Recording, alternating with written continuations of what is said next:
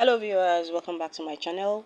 The recent event of the United States capturing a sitting president might just be the last nail on the coffin of the international political system.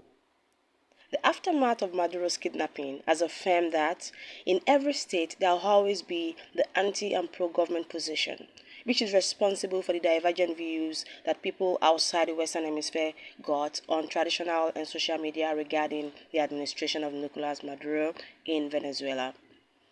The alleged violation of human rights, poor infrastructural development, and exodus of nationals of Venezuela for greener pastures speaks volumes, especially when the country sits on the largest oil deposits in the world. The same profile is a notable characteristic of a third world state.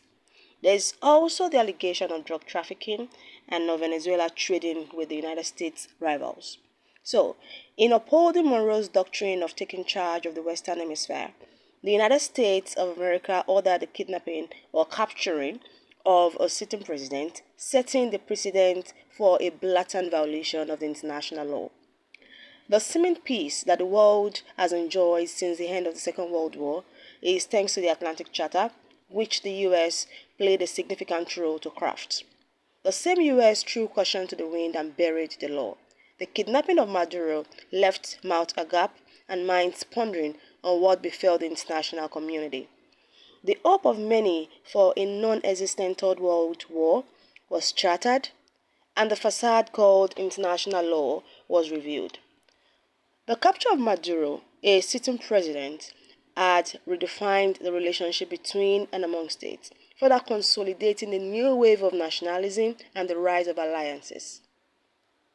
Under international law, a sitting president is meant to enjoy immunity that protects him from prosecution. Record is there to show that there were heads of state who had been captured, like Charles Taylor of Liberia in 2006, like Milosevic of Serbia, who were tried after they had left office, which indeed had reassured nationals of different countries that no leader is above the law.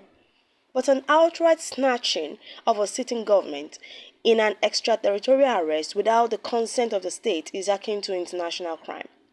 This is not just erode the principles of state sovereignty, but also set a precedent that anyone can be snatched in the same manner, thus putting many countries on their toes and undermining international law. The capture of Maduro reflects power politics, where the USA tries to reassert itself as the hegemon and uphold the unipolar structure of the international political system, even though it appears to be in its twilight. For realists, international law will always remain a facade, masking up as power.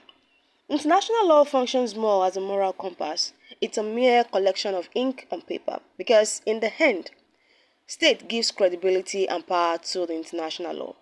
At this point, one might begin to wonder how the international law works. How does it really work?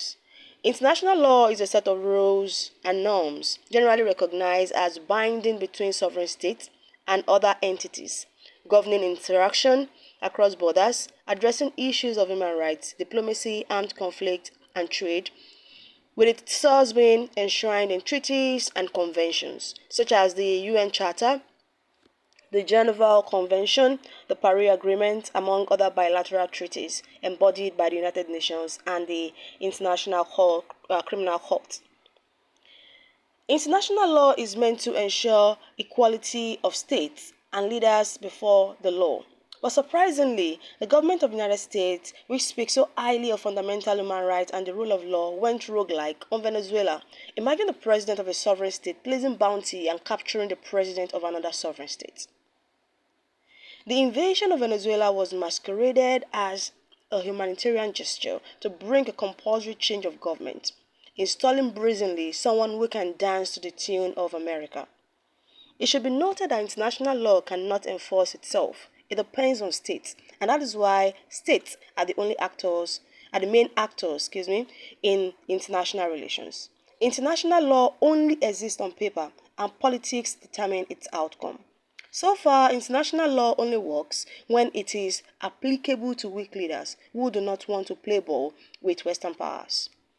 The action of the United States, once again, reveal that all states could be sovereign, but not all are equal. Thank you for watching. Kindly like and subscribe. Till next time. Bye.